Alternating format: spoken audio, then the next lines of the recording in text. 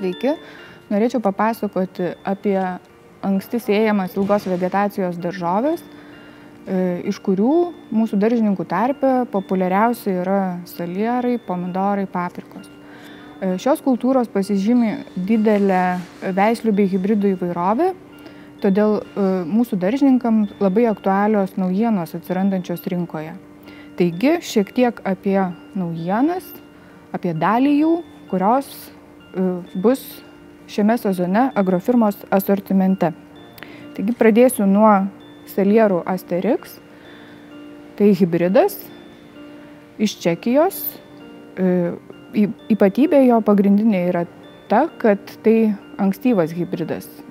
Tai salierų tarpe yra pakankamai reta.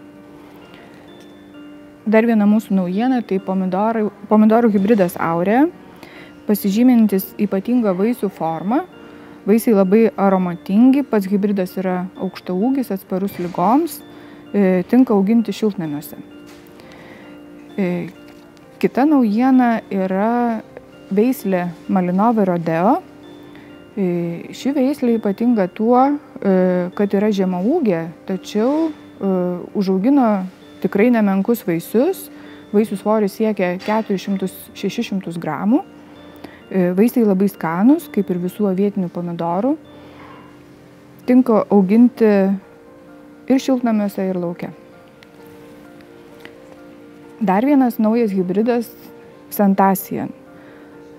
Vaisiai nedidukai, 11–13 gramų sveria, tačiau labai gero skonio. Pats hibridas yra atsparus ligom, ilgai derantis. Dar viena naujiena – pomidorai Jantar. Aukštaūgiai, geltoni, labai skanūs, labai dideliais vaisiais. Kita naujiena yra pomidorai Tabarė, taip pat hibridas, labai ilgai derantis, ankstyvas, vaisiai sveria iki 120 gramų, labai skanūs, hibridas atsparus ligoms. Iš Liucija Elite linijos pristatyčiau šias naujienas. Tai yra pomidorai Orange Queen. Žemaūgiai, tačiau labai dideliais, skaniais, mėsingais vaisiais.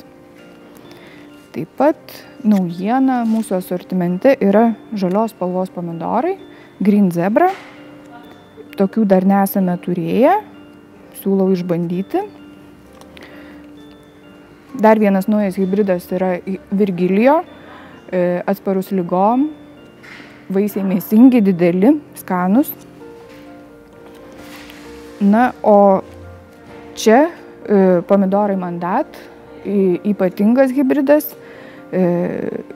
iš Čekijos. Šie pomidorai gali būti džiovinami.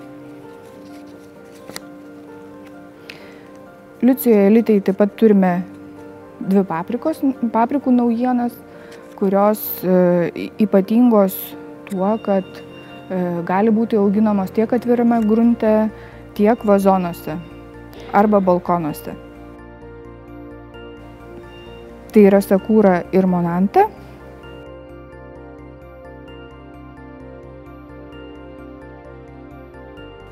Tai tiek šį kartą naujienų. Linkiu visiems gero derliaus.